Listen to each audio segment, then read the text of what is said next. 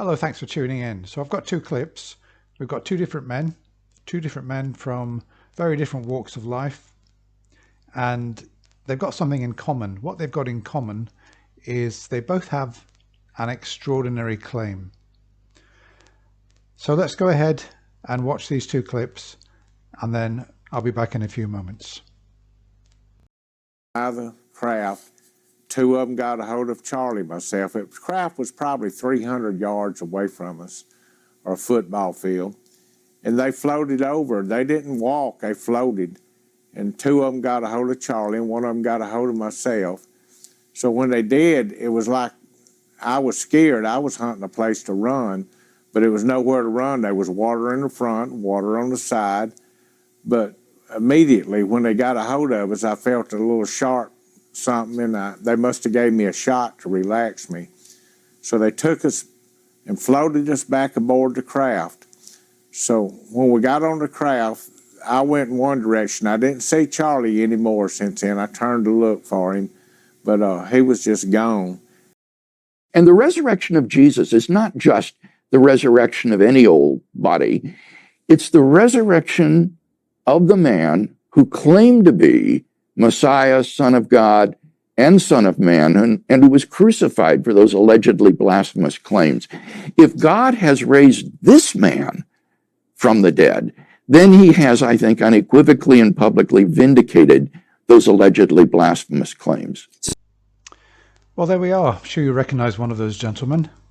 So the first man, that was actually somebody who in the mid-70s claimed, of course, that he'd been abducted by aliens. And this is an example of somebody who's living, somebody who can give first-hand testimony to a remarkable experience, and yet somebody who would be probably, maybe justifiably, in the absence of any other evidence, disbelieved.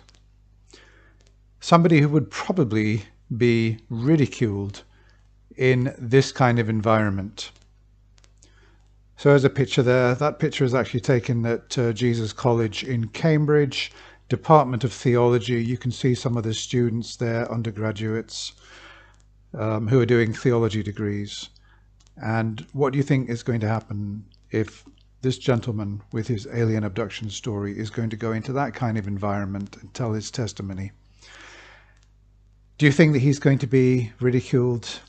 Well, perhaps not, because they would probably be too polite at Cambridge University to ridicule this old man. Would he be disbelieved? Absolutely. Would his testimony be written off? Well, I say absolutely. I think that it's fair to say that he would probably be disbelieved, because he hasn't got any other evidence other than his own testimony to support what he's saying. Yet, I would like to submit that he has more credible evidence than the second gentleman who spoke. And of course, he needs no introduction. William Lane Craig, PhD, Dr. William Lane Craig, theologian, professional apologist, originator, I believe, of the Kalam cosmological argument. And what do you think is going to happen if William Lane Craig is going to go into that very same environment, this cheese and wine evening with these students, and talking about historical evidence for the resurrection?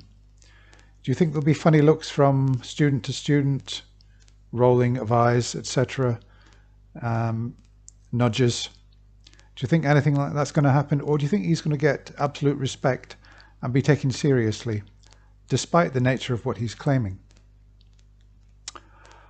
So obviously those are rhetorical questions. I expect I know what your answers will be. Well, I do know what your answers will be, because I held a poll on my channel and I put two options. Which of the following two are less believable? So one was a claim for the actual resurrection of Jesus of Nazareth, and the other one was an alien abduction testimony from somebody who's actually living and claims to have been abducted by aliens and returned. Which one is less believable? Well, so far about 93% of you have gone for the resurrection claim, and the remainder, of course, for the alien abductee.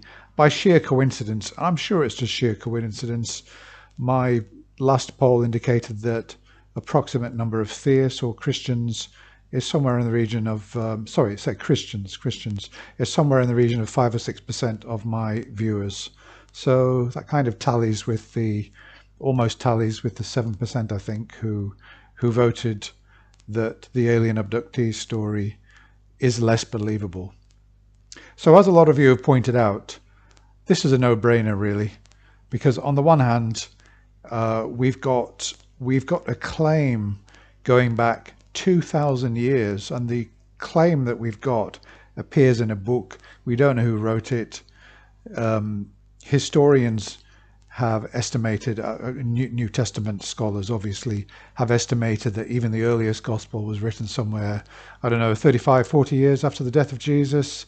So it's highly unlikely they don't claim to be eyewitness testimonies. We don't know who wrote them, etc. Even if somebody in the Gospels claimed to have actually seen it and said, yes, I was there, I saw it, and I'm writing this up. I saw the nails go through his hands, and later he was in a tomb. The tomb was empty, and I personally saw him alive. Even if we had that evidence, I would like to say that it would still be unbelievable for the simple fact that it appeals to something which goes against the laws of nature. It appeals to a supernatural occurrence, a paranormal or supernatural occurrence, something which, as far as we know, has never been confirmed. Namely, somebody has come back from the dead. Somebody is definitively dead, not an NDE, definitively dead. In other words, the heart stopped for 24 hours. The brain has turned to mush. Even if he could be revived, he's going to be an absolute vegetable. No, he's absolutely dead, brain dead, the whole lot. And it's claimed that he's come back to life. I'd like to say that for the evidence which has been presented, that is an absolutely unbelievable claim. It appeals to the supernatural. Going on to the alien abductee, what's he got going for his claim? Well, first of all, he's alive. It's a first-person testimony. He's describing in detail exactly what happened. He's actually written pictures. I mean, you might, okay, I know that this is not anywhere near, conclusive evidence. It's nowhere near that. Of course it isn't. It's not even good evidence, frankly. But at least it's contemporary. At least we got first-person eyewitness testimony.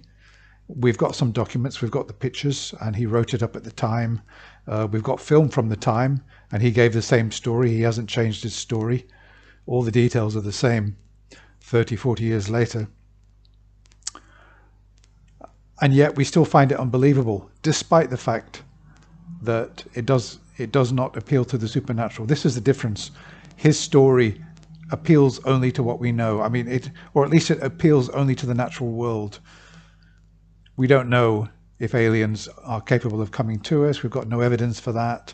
And that's why his claim is unbelievable. It's never been confirmed that any aliens have ever come to the Earth, let alone that there are such aliens of that advanced technological prowess that they could get here from such a distance. So both are claims which, in my view, are extraordinary, but one is more extraordinary than another for the simple fact that it appeals to the supernatural, and the other one doesn't. The other one is firmly rooted in the material world. There's no claim to any miracles. It would just be a very, very advanced technology. Okay, he said that one of the aliens floated up in the air. That could well be some kind of technology on the alien's back or whatever. That need not necessarily be some kind of power which goes against the laws of gravity. That could well just be technology. So there we are. That's why I think a lot of Christians don't quite get it, how fetched their claim is. And if there are any Christians out there, if you want to know how far-fetched your claim is, go back and listen to that clip of the old man telling his alien abduction story. And how believable do you find that?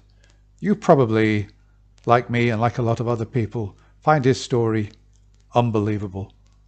Yeah, but his story has got more credibility than your religious claim. that Jesus resurrected from the dead. Okay? Thank you very much for watching. Look forward to your comments. Bye for now.